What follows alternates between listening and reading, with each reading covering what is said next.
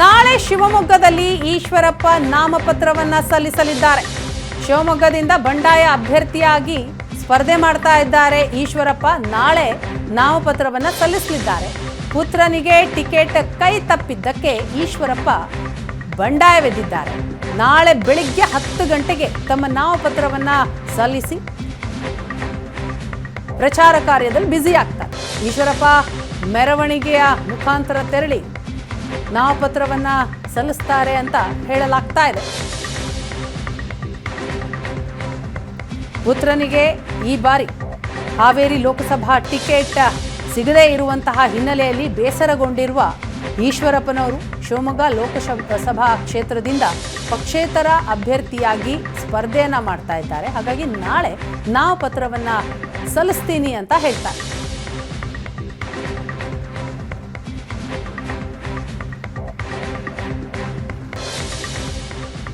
ಚುನಾವಣೆ ನಾಮಪತ್ರಕ್ಕೆ ಅರ್ಜಿ ಹಾಕಂತ ಸಂದರ್ಭದಲ್ಲಿ ಡಿಪಾಸಿಟ್ಗೆ 1,000 ರೂಪಾಯಿ ಅವರು ಕೊಟ್ಟಿದ್ದಾರೆ.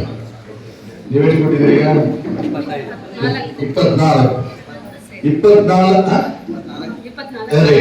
ಇವರು ಶಿವಮೊಗ್ಗ ನಗರದ ಎಲ್ಲ ಮುತ್ತೈದೆಯರು, ನಮ್ಮ ಅಕ್ಕಂಗಿರು ಎಲ್ಲ ಸೇರ್ಕೊಂಡು ಅವರು 24,000 ರೂಪಾಯಿ ಕೊಟ್ಟಿದ್ದಾರೆ.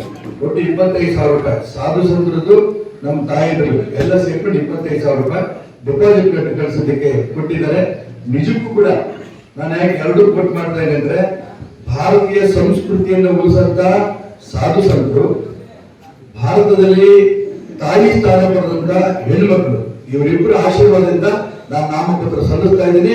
100% ಗೆದ್ದು ಬರ್ತೇನೆ ಅಂತ ವಿಶ್ವಾಸ.